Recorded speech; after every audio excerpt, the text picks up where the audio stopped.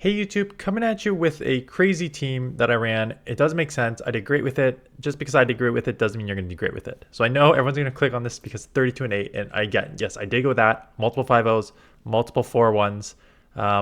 Two things with this team. Obviously, the very, very obvious one is you're double weak to fire, so much so that like you're going to like really have like a fire on the lead. You're pretty much done. Even like Skelger and Talonflame fires on lead, you're in huge trouble. So it's almost an instant loss. Uh, and the reason I went 32 and 8 is because you're going to see I probably won 25. I mean, I don't have all the battles here. I don't have like 40 battles here, but I won the majority of my leads. So if you can win your leads, Ace Sandslash is very, very strong. And then the back two kind of cover each other's weakness, but not really. You're also weak to flying in the back. Like, this team doesn't make sense.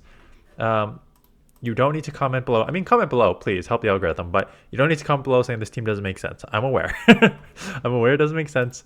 But sometimes the ones that don't make sense work for you. And so this is truly more looking at each. Let's look at this team. What I'm going to focus on is like each individual Pokemon, because I think they all have play here. So I'm staying in this matchup because I know that Poliwrath can do just as well against Dragonair, and even Shadow Venusaur on Shadow Dragonair is actually like quite bad. Is like neutralish because Venusaur just chips against anything. So that's why I stayed in there so long. Lower the attack. See if it's worth a shield here. I think it's worth a shield. The Skarmy is pretty low that I could probably just counter down. And Venusaur is pretty glassy. I don't know what's in the back yet. Did they just give up switch and switch lock themselves? No, they didn't. They went down. But they came in pretty fast after they switched it into the Dragonair. So they probably are switch locked. So just lower their attack. Now come in here and then just, yeah, easy farm down there. Probably another good lead here. Yeah. Again, you don't need to comment what is going to be a lot of good, just like easy wins, good leads, good switches here. Okay, let's talk about each individual Pokemon. I'm going to ignore Poliwrath because I think everyone, myself included, has done Poliwrath a million times. Scald's broken. Poliwrath's got that bulk. Counter user basically has replaced Medi, one of the top. If you want to do top three three fighters in this meta, it's Medi, Poliwrath, and then Annihilape. And for me, that is the order of those three. So we're going to ignore Poliwrath for a bit. Let's move to Ace Sandslash, because Ace Sandslash is an interesting one. Ace Sandslash was everywhere in previous seasons. And the reason it was everywhere was because two of the main metas last season were Gligar and Superior. And it was just dominant against both. So really, really strong Pokemon. Obviously, double weak to fire, double weak to counter. Let's see where I decide to go here, because I can go either or. I'm double weak to fire here. Yeah, I've already confirmed that. So Flamethrower will hurt, but we'll see. Whatever. Sandslash. Yeah. Double weak to fire, double weak to fighting. Had a ton of play against Gligar and Superior last season. Superior isn't around as much this season anymore. I just want to see what I'm going to do. Right on CMP and get some energy. Nice. Superior is not around much anymore. In fact, Grass isn't around much anymore. And what's replaced Grass is all the mudboys, which makes Sandslash much worse. So between Poliwrath coming up because of the Scald buff and see, just hard counter here. Between Poliwrath with the Scald buff and the mudboys just unchecked, and between Poliwrath and Annihilape as counter users, Skeldurges once in a while here, Talonflame's got a buff. Ace Sandslash is like gone. It's pretty much. As you're seeing here with Dragon leads, there are tons of Gligar still. There's a bunch of fairies still, like that toxic team that I think Yonkers put out, or someone put out. It's coming up soon. Ace Sandslash basically deals with Bastion, Shadow Vic, and Wiggly, right? So it still has a ton of play in this meta. But yes, there are just many more Pokemon that can now deal with it. Um, Also, this team, the thought process behind this team, one more thing, because I saw Whiscash here. And the reason that I ran Poliwrath Venusaur in the back was specifically because I tried to build a team. I actually had a different Pokemon in the lead at first. I started with a triple anti-Scald team. So it was Venusaur, Poliwrath, I forget my third. But it's basically 3 Pokemon that can resist Scald. And I wanted that because I wanted to not have to deal with all these Whiscash and stuff. So that's why I ran the back two for starters. And then I'm like, okay, if I'm that weak to flying, I really need a nice steel. And that is why I put in Sandslash. So as you see here, Sandslash just sweeping against Gligar, which is everywhere. Goodbye. Shield advantage. Annihilape. This is a bad lead. Safe swap is no one. So I think 2 things happen here. One, I was like, oh, I'm doing Super Effective Claws. And I'm like, oh yeah, I'm taking double weak to fighting. And the second thing is like, I don't really have an out here. Because Venusaur can just get like killed by Skarmory. So Venusaur is not a safe swap. Poliwrath could be a safe swap, but it's already a bad matchup. So I didn't want to get out into like a bad matchup into there. So that's why I kind of hesitated there. But again, when you lose a lead, it's like tough to get around. Anyways, that is a Sandslash. Venusaur. Shadow Venusaur. You can use regular Venusaur. There are times I go back and forth between what I like, regular or Shadow Venusaur. Shadow Venusaur is so glassy. So glassy. I wonder if I can just quickly look up its stats here. Because Venusaur is already glassy in itself. And to lose 20% of your defense to trade off the attack here is huge. Yeah, so Shadow Venusaur is actually ranked much lower on PvPoke. Shadow is 89, regular is 56.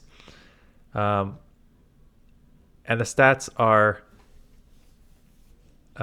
so 18, 21 overall, but then you lower 20% defense and add 20% attack. So 122 attack and 121 defense. And then is that with, how does PvPoke do that? Is that with the minus 20? No, you have to minus 20 on top of that. Right? So you're looking at add 20% on 122. So we're looking at, what's that, like 25-ish? Just under 25. So you're adding like 25 on the attack. So you get like 145, 150 attack, but then your defense goes down below 100, right? So that's the trade-off with the Shadow. And you feel it. You are so freaking glassy. So Venusaur's play in this meta is interesting because there are a crap ton of water Pokemon right now, right? Lantern, Whiscash, Poliwrath, barely any Swamperts now because why would you when you have Whiscash everywhere? But so kills all those. Gligar, as you can see there, if you get 2 off, you can take that out.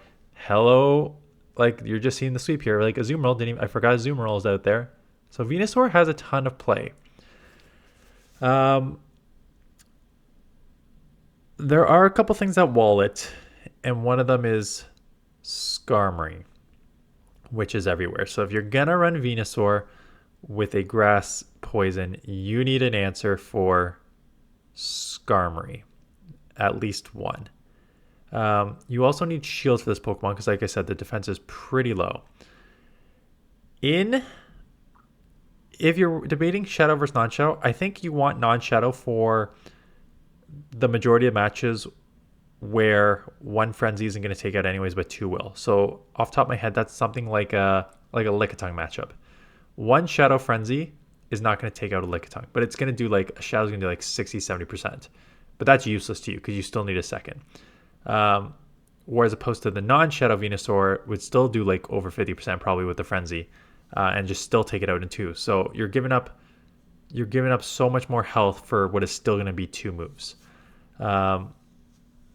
This is a toxic team that I just knew what the team was, and I've got like answers for it all over the place here. Yeah, they got no shot here.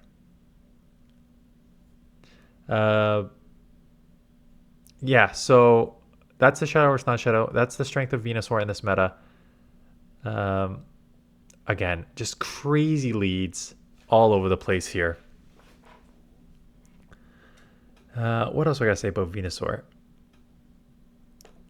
Not much. You know what you get. Like, Frenzy Plant, you're throwing in like 99% of the matchups, right? Because it's a crazy. This is the shadow. This is the shadow damage per energy, but it's 45 energy, 144 damage for a 3.2 damage per energy. Again, that is the shadow. I'll give you the non-shadow stats just so you're like, that's crazy. But it's still pretty crazy because Frenzy is 45 energy, 120 damage, 2.67 damage per energy. So to get a 2.67 damage per energy Pokemon at a 45 energy is ridiculous. So that's what makes Venusaur so deadly. Sludge Bomb, great coverage move, 50 for 96, 1.92. Still decent damage per energy for something that low, and a good coverage move for like fair. Like the only reason you're throwing Sludge is if, I was gonna say if grass is resisted. So for sure you're throwing Sludge into a fairy. Would I throw a Sludge into like a dragon? For sure you throw it into a flyer unless it's Gligar. And if it's Gligar, you throw the Frenzy. Would I throw it into a dragon? Because I've played the Shadow. Yeah, no, okay. If you only have one move, yeah, you just go the neutral move. What am I talking about? There's sometimes I just actually go straight Frenzy into the Dragonair because you actually take it quite low with Frenzy. Shadow on Shadow, just the damage is like crazy. So yeah, that's a team. Again, flaws all over the place. Lots of good leads here. Let's see if I get out quicker here, and if I do, what do I get out into? So I am going to go to Venusaur. They don't have they have an answer. Like they can easily just shield and grab a shield back. I'll probably take this shield once. I know they're going to Icy Wind and lower my attack, but I still think Frenzy is going to, with Shadow, it would chunk this and probably take it out. So I wouldn't be surprised if I grab a shield here. Oh yeah, for sure it's going to take this out. So they'll likely shield back and then come out with a move. So what will I do? I think I have to just come Poliwrath and get ahead on counters. Yeah. Take the Drill Run, save a shield for Sandslash, try and get like at least a Skull to throw at the Annihilape. I'm assuming something's going to come and beat me here. Oh, I don't know about using this shield. I think you need to save it. I think I'm worried that like, okay, Skarmy's coming in to absorb. I guess Skarmy's just going to absorb this energy and then they're just going to run Annihilape. That's what I would do. I'm going to try and catch. It's kind of my only win condition. So almost a catch. I will get to a Drill Run. Losing CMP over Annihilape. Huh. Is Annihilape that attack heavy? Or is Sandslash not that attack heavy? Sandslash, Shadow versus Annihilape. Yeah, 123.9 for Annihilape and 116 for Sandslash. I thought that Sandslash was actually interesting. But I have a Shadow bonus on top of that. So shouldn't my Shadow bonus... Does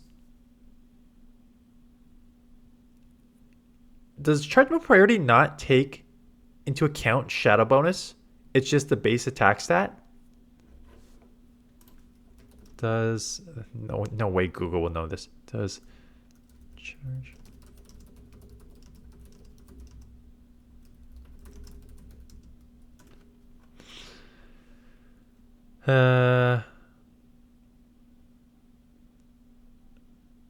There's no way. No, there's no way. And if anyone knows this question, I was trying to look it up on like Google, stuff like that. There's no way anyone would have this answer. So I'm guessing the answer is no, because...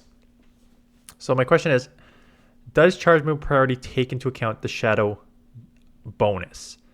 And based on this, let's maximize IVs and let's just do like crap IVs to see if this jumps up an attack. Doesn't matter because 20% would still put this over the top. So it would, based on this, so one of two things. Either it does not or the game is screwed up. So my question is, does charge move priority take into account the 20% boost that you get for the attack? So based on Annihilape winning CMP over Sandslash, the answer is no, because Annihilape has a 125 attack with like a 15. I just put like the highest attack just to see what it gets up to. It gets up to 125 versus like a lower defense Sandslash as a 114. So if you're just looking at the base stats, Annihilape will win CMP. If you add a 20% bonus on, then it would be way higher. But I guess the only issue with that is that if you did the 20% bonus on every shadow Pokemon attack, then realistically every shadow Pokemon would win CMP. So that's probably why they don't do it. That's probably my guess. Let me know in the comments below if you have an actual answer, but that would be my guess, is that they don't consider it because then shadow Pokemon would probably just win CMP all over the place. Yeah, so back to the moves here. Call a bait, which is risky, but called it correctly. I often bait too. I didn't bait there, but I do often bait. This could be a drill run. I am going to shield. Another bait, but that's okay. Once I called the first bait, it does not matter. They cannot win this. Even if they bait 2 more times and I shield both times, the fact that I already let 1 go means that I'm going to win this. So I'll double shield, keep switch. They do drill run, so I can probably farm up a little bit here. Don't want to go too much. Probably could have gone at least 1 more, but just going to take this out. What comes in? A Zoomerl. So worth keeping, just throwing these and keeping switch here. Although Nice Punch probably takes me out. Although they're going to have to, yeah, I was going to say they may throw because I'll get to another draw run and they don't know what I have in the back. So they do throw, which is actually better for me. And out comes a Superior. Yeah, Shadow Sludge is really going to hurt. And that is one of the 5-0s anyways. So yeah, didn't talk much about the games because I think it's more important to actually talk about the Pokemon here. And again, I had a ton of good leads on this. So yeah, would I use this team? No. Would I use Sandslash and VENUSAUR? Perhaps not on the same team, but in this meta? Yes. In fact, I think I use VENUSAUR on one of my other Great League teams coming up because I think it's actually very, very strong in this meta. Haven't used Sandslash again. Again, Sandslash is tough. I think it's interesting because it has play, but man, there's so many counter users and mudboys out there right now.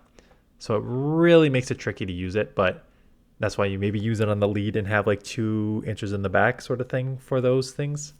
I don't know. Anyways, that is it. So a couple things coming up. Let's see what I have here. I have for sure one other Great League team with VENUSAUR on it. And then I'm running another Great League team. So you're going to have just Great League teams coming up. At least, yeah. So 2 yesterday and 2 for the rest of the week, pretty much. So much for my not putting out as many videos, but you know, we're almost at 20,000 subscribers. Let's keep pumping these out. Maybe we can hit it before the end of the season. 6 weeks? End of February? Oh yeah, I should be able to hit. I'd be pretty pissed if I can't get 100 in a month and a half. Anyways, that is it. Thanks for watching, and I'll see you guys in the next one.